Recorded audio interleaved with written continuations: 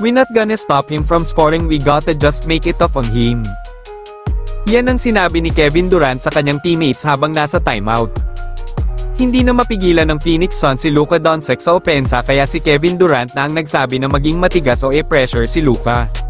No LeBron James and Rui Hachimura sa Lakers. Laban sa monster trio ng Phoenix Suns na sila Kevin Durant, Devin Booker at Bradley Beal. Dahil wala si LeBron James, kailangan ni Luka Doncic na buhatin at ipanalo ang laban na ito.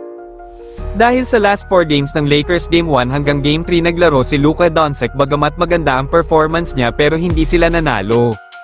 Start of first quarter, Luka and Hayes connection pinaramdam agad isang and one layup agad to 4-0 run.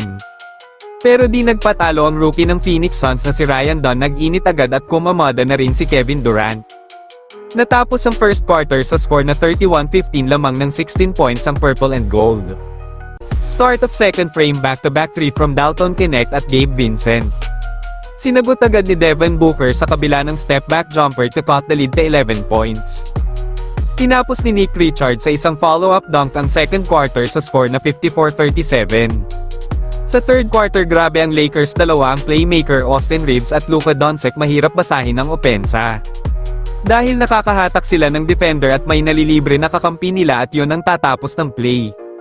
Sumubok pa ang Phoenix Suns na humaabol ngunit di nila magawang may baba sa 5 points ang lamang ng Lakers. Mukhang napagod na si Kevin Durant sa nangyayari sa kanilang team super team na maituturing ang trio nila ni Booker at Beal pero struggling pa rin sila. Sa huli panalo ang Lakers sa score na 107-96. Nagtala si Luka ng double-double performance na may 33 points, 11 rebounds at 8 assists. Si Austin Reeves na may 28.6 rebounds at 4 assists. At sa pagbabalik ni Jackson Hayes mula sa injury, nakapag-ambag siya sa Lakers ng big-time performance na 19.6 rebounds na may 80% shooting sa field goal. Frustrated na si Durant sa kanyang team lalo na sa performance ni Bradley Beal na may 4 points at 2 rebounds lamang. Sa ngayon nasa pang-11 spot sila sa Western Conference standing at 3 straight losses na. Sa tingin niyo mga boss, kaya pa ba ulit manalo ng Lakers nang wala si LeBron o need talaga nila si LeBron lalo na pag ang kalaban nila yung team na nasa taas ng standing? At ang Phoenix Suns ba ni Kevin Durant ay makakapasok sa playoffs o tuluyang mag-struggle at rebuild na lang next season? Maraming salamat sa panonood mga boss, pa-like, follow at share na lang, ingat kayo palagi at God bless.